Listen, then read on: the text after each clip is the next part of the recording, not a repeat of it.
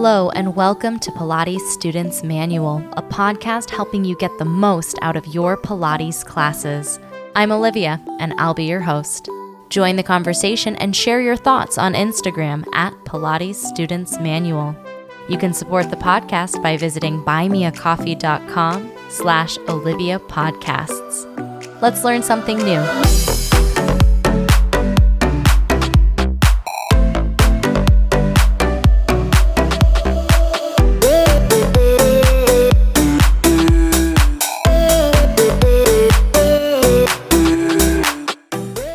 Hello, everybody. Welcome back to the podcast.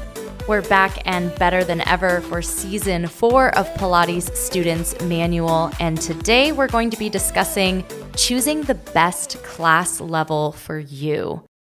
I think this is an important conversation to have or something to think about because different studios, different systems, or schools of Pilates often have different ways of leveling their classes. And if you come in kind of cold to a studio, it can be confusing. It can be not uniform in terms of like what class you want to be in.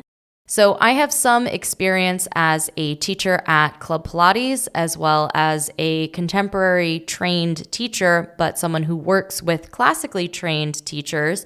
So I can offer some insights into the ways that class levels are often described and ways to think about class levels. And then hopefully when you go to a studio, you can of course talk to the people who work at the studio so they can help you get into the right class or the best fit of a class for you, but also ways that you can kind of think about class levels and maybe progressing in your class levels or just finding the right spot to be for you.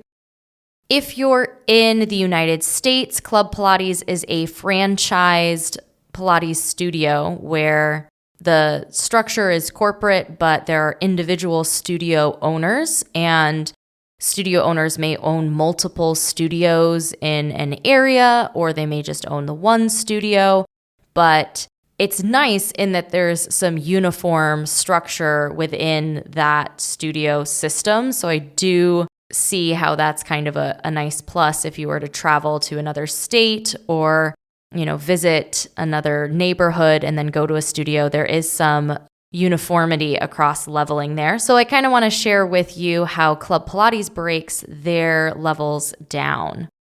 One thing that Club Pilates offers that I think is really great is an intro class that you can try, a 30-minute sample class that is about at their 1.0 level, and that's what they call their beginning level. I think that the words beginner, intermediate, and advanced are useful in terms of classification, but are also very limited. You can be in a, quote, beginner class, but also be capable of doing advanced exercises. For the purposes of classification, we'll say that their Reformer Flow 1.0 or any of their classes that are at a 1.0 level are their beginner classes. If you check out on their website or talk to any of their teachers, they'll let you know that that 1.0 level class is a foundational class. It's called 1.0 Foundations. And there's different ways of thinking about what is a foundational part of Pilates. One of the things you'll experience in class is the majority of the exercises will take place either lying down or sitting on the reformer because that's a little bit more stable. And especially for lying down, you're getting feedback from the carriage. So your body's not really loose in space. You're getting a lot more feedback. The props that you're using are often supporting you and offering support in the exercise. Things like maybe using that little stability ball between your knees when you bridge, or using that stability ball behind your pelvis when you're doing like an earthquake ab series where you're leaning back into the ball and then doing some arm movements and kind of that isometric abdominal contraction that you do when you do those kinds of exercises. That stability is at the forefront, as well as in terms of the speed of the class. It goes a little bit slower. The teacher is explaining things a little bit more, and we're going over the foundation of Pilates. We're talking about spine shapes, and we're talking about breathing, and we're talking about really the foundation, what you're going to need in every other Pilates class. So that's what we call our 1.0 level classes. And if you're new, they're a good place to start. The instructor is going to tell you more about the equipment, cue more of those transitions for you so that you get a good grasp on the system, the equipment, all of that stuff. Club Pilates is, of course, an equipment studio. So they're working with reformer, chair, springboard, and then auxiliary props like the TRX, the Bosu, the jump board, stability ball. We've got free weights that we throw in there, magic circle, stuff like that. So that's how they're breaking down those classes. 1.5 classes could be reformer flow 1.5, could be cardio sculpt 1.5. I mean, technically there's center and balance 1.5. Those are all different class types. Reformer flow is their strength training class, which is just, 50% reformer, 50% other things. Cardio sculpt is going to be using the jump board. It's going to be about 50% jumping and 50% doing other things. Center and balance is the stretchy one. Restore is the foam rolling one. Suspend is the TRX reformer fusion, where it's 50-50 TRX and reformer. And then control is their bar fusion class, which is 50% on the reformer, 50% on the bar. But even within those levels in a 1.0 level class, we're again talking about foundations, whereas when you go to 1.5, which they call progressions, we're focusing a little bit more with kneeling exercises on the reformers. So we have a narrower base of support. We're a little bit more unsteady. We're throwing in some coordination challenges where your arms or legs are doing things at the same time. We're doing some unilateral work where you're working just one arm or one leg at a time. In our 1.0 classes, we would probably focus on bilateral work where you're doing the same thing with both arms at the same time. And we usually recommend that you're going to stay at that 1.5 level once you progress and are hanging out there before going to the 2.0 class, which they call evolution. And in those 2.0 classes, we have this idea that we kind of know what we're doing on the equipment. And so the teacher is going to go a lot faster. They'll go faster in a 1.5 than they do in a 1.0. And they're going to go pretty quickly, transition pretty quickly through a 2.0. There will be standing exercises both on the chair and on the reformer. And that's not to be a barrier to taking those classes by any means. Just knowing that we want you to have a strong foundation, a strong, body awareness, a strong support network of muscles so that if you are standing on something that is unstable, you are stable even though it is not stable. They do have a class beyond that is 2.5 mastery class, but we actually, the studios I teach at anyway, they don't have a 2.5 class. And the way I understand that class is to be more of a workshop and really breaking down exercises and getting into the nitty-gritty of it. So it's actually, I don't want to say that it's less of a workout, but it's not as much about accomplishing all of the exercises with a lot of coordination challenges and like quickly transitioning and, doing the quote hard stuff, unquote. But it's really breaking stuff down and more kind of a workshop idea. So I've actually never taught or taken a 2.5 class at Club Pilates, but that's the kind of the general idea of it. Now, within all of those levels, of course, you are not going to flounder alone. The instructors are going to give you options in every class level to take things to a more challenging place or to take things to a more supportive, more stable place. So even if you are comfortably at the 1.5 level, you understand those exercises and stuff. If you were to take a 2, the goal isn't to be perfect at all of those level 2 exercises before you take a level 2. Like you take the level 2 to try and do those exercises. You don't have to be perfect at them. You might be trying them for the first time. As a teacher, I can tell you that we are going to give options. I feel like students know, and you as a person taking class will probably know if you're really, really out of your depth. The goal is for you to feel successful. So those class levels aren't there to limit you, but to kind of give you an idea of what you're getting into so that you can work in a place that you're comfortable. Because yes, to challenging yourself, but it's like challenging but doable. Like we want to push ourselves and move ourselves along, not because the goal is to do, standing on the reformer exercises, but you just know what's going to happen. If you take a level 2 and you stand on the reformer, you're not going to be surprised. You're going to be like, oh yeah, I knew this was coming.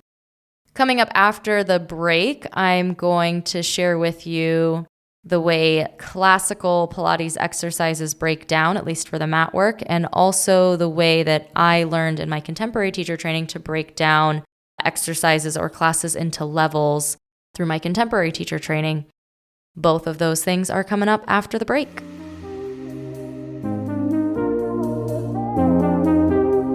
Hi there. Enjoying the podcast? Me too. Make sure you subscribe wherever you're listening so you get notified about new episodes.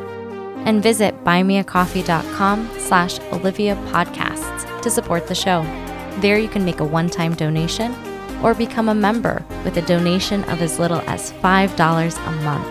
Members get some awesome perks, including a shout out in the next episode, a monthly newsletter, a monthly Zoom call with me, and more. You can also visit links.oliviabioni.com/affiliates and check out some sweet deals on products I use and love. Now back to the show.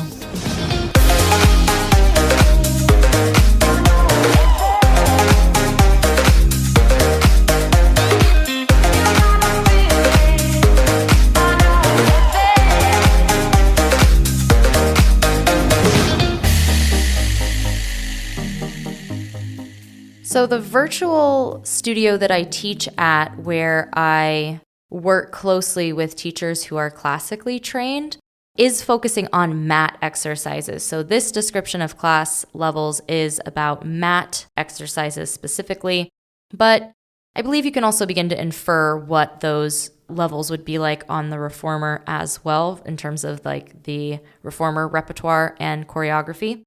But within the classical system, overlaps to Club Pilates, of course. The focus in beginner level classes is going to be bilateral work, limited extension. Club Pilates also limits extension in their level 1 classes.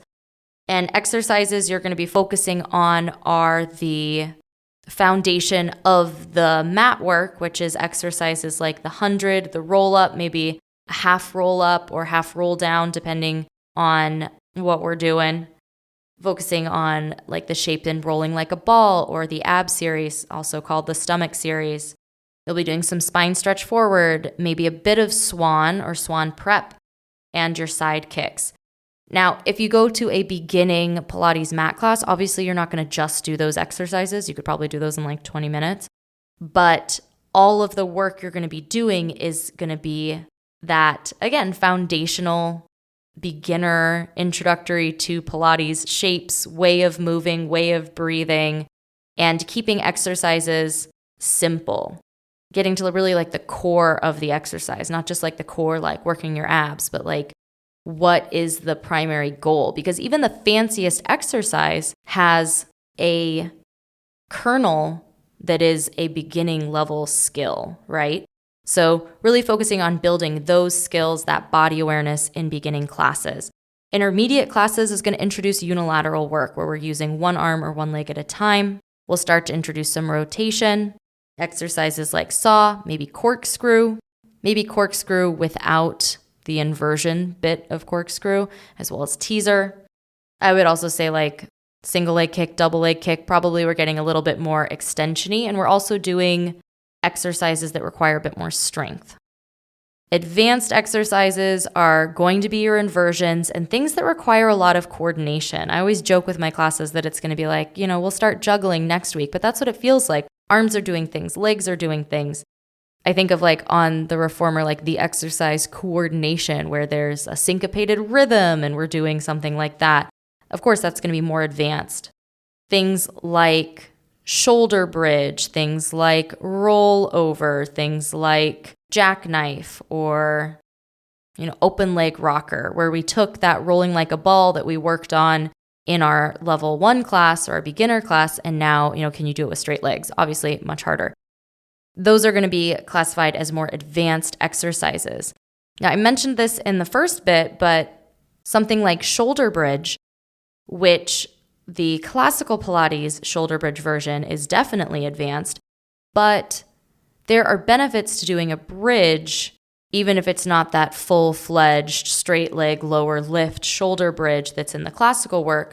Like, you can do a bridge that's either a neutral bridge or an articulated bridge in a beginner class. And that's why these frameworks are so limiting, because every body's a little bit different. What is easy for you might be an advanced exercise, and there may be a beginning exercise that is just like really tough, because we all have aptitude and we all have things that click with us really quickly and things that we kind of have to figure out over some time. So again, I'm sharing this with you not as a limiting thing, but just so that you kind of see the way teachers and the way studios might think about class levels. So the last thing I want to share with you is how I did my class level breakdown for my contemporary teacher training, because while I learned all the classical exercises, I don't know, just the way I think about class levels is a little bit different. And so I want to share that with you, because that might resonate with you when you're looking at a studio that is structuring their leveling system however they are. The way that I learned to categorize Pilates is very much from a proximal to distal way of looking at it. So when you're teaching an exercise in a beginning class, you're going to focus on the most proximal part, which is going to be your primary powerhouse, that abdominal connection, the midsection, pretty much from your pelvic floor up to even just your rib cage. Like, we're talking about like that central part of the body. And regardless of what exercise we're doing, like you might be doing the beginning exercises that I shared from the classical work, but the focus, what we're trying to get down, is the proximal bit. We're not worried so much about what your hands are doing, what your feet are doing, what your head's doing necessarily. We really want to focus on that center. And then you build out of that center, where we start looking at our secondary powerhouse, which is our shoulder girdle. So we might start to focus on that in a more intermediate class. Still talking about it in a beginning class, but where the focus is kind of changes. And for more advanced either students or classes or exercises, you can start to refine what's happening distally, the furthest from center. So I see everything as a spectrum. And that's why, when I first started teaching and it was multi-level classes, it was just like mixed levels. Like, you might have someone, it's their first time doing Pilates. You may have someone who's been doing Pilates for 10 years. And how do you teach both of them the same exercise? One way is by shifting that focus from proximal to distal, offering that refinement. I would also say, and this is what we saw in the Club Pilates levels and in the classical leveling system, that's going from more stable, that in beginning exercises or level 1 exercises, there's more stability. And then we start removing that stability, whether that's having a smaller base of support for exercises. Take your shoulder bridge, for example. A beginning shoulder bridge is both feet on the ground, arms alongside the torso, hips lift up. You can make that more challenging by lifting the arms, by lifting a leg. What if you were having your feet on the Bosu, which is unstable? What if you were having your feet on the foam roller? That's unstable, so we can make it more challenging that way.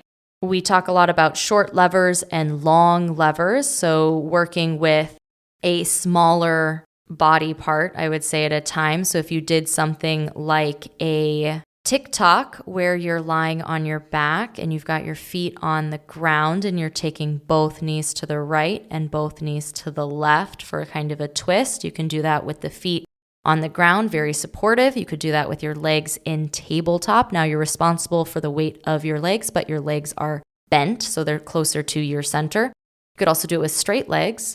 And now your legs are as heavy as they can be. Maybe you add ankle weights. Maybe you take your arms from the ground and reach them to the ceiling, so we can dial up that same exercise by making the levers that you're dealing with longer and heavier, things like that. Speed is one way to make things harder. You can go really slowly, break it down, and then expect in a more advanced class that you have that foundation, so we can add a little bit more tempo, a little bit more speed, a little bit more of a flowing transition. The transition can become part of the exercise. coordination increases challenge. So having more moving pieces is going to make it a little bit harder. And this is probably why I don't have my own studio. That's like a way of looking at each exercise more than looking at a class level. But I do think it kind of gives you a peek into your teacher's brain as well, where if they're going to teach something like footwork on the reformer in a beginning class, it's going to be bilateral movements. It's going to be using both legs at the same time. It might be at the same speed throughout. They're going to be focusing on your breathing. Breathing is definitely a foundational skill. Got to breathe. Maybe finding that center as you're doing footwork. In an intermediate class, we're going to start introducing single leg footwork. We might start introducing some choreography. One leg is doing footwork, one leg is drawing circles or doing fan kicks or doing single leg stretch over the foot bar, under the foot bar. And in advanced class, you could be incorporating free weights. You could be doing tempo changes or pulses or holds or changing ranges of movement. And you could do that in any level class, but like how you go about doing it is going to be different. I feel like I've opened more cans of worms that I have closed, but those are some ways to think about class levels. And when you're coming into a studio, of course, talk to the studio. If you have Pilates experience, you may be able to jump past the foundation classes because you have already established that foundation. But when you're just getting started, I just want to encourage you to not be so preoccupied with or like feel so inclined to rush through the foundation because, what I always tell people is that Pilates gets harder the more you do it, that beginning level class gets harder the more you do it because the connection is different, the attention is different, all of those things. The way you understand the exercise, the way you execute the exercise becomes a lot more nuanced, a lot more refined the more you do it. So I hope that helps you on your Pilates adventure looking for class levels. As always, reach out on Instagram if you have any questions, if you have any thoughts about how you look at levels of classes. Pilates Students Manual will be back in just a couple weeks. And before I go, I just want to say a gigantic thank you to Susanna, who just became a member on Buy Me a Coffee. I got to chat with her on Zoom a little bit earlier this week. I love chatting with you, wonderful, amazing people who are listening to the podcast. So if that's something that interests you, visit that Buy Me a Coffee page, become a supporter, and let's have a chat. I hope you have a great couple weeks. I'll be back next week with Pilates Teacher's Manual, brand new episode over there, featuring Mickey Havard of @MickeyFit on Instagram. It's going to be super cool, even if you're not a teacher. She's got some really great stuff to share and say. So I'll see you then. Have a great week, and I'll talk to you again soon.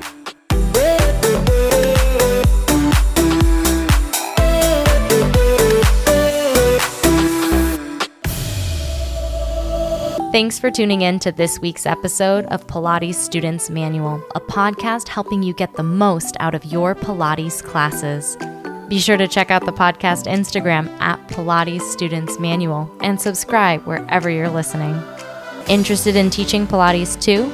Check out Pilates Teacher's Manual, available everywhere you listen to podcasts. I hope to see you next episode. Until next time.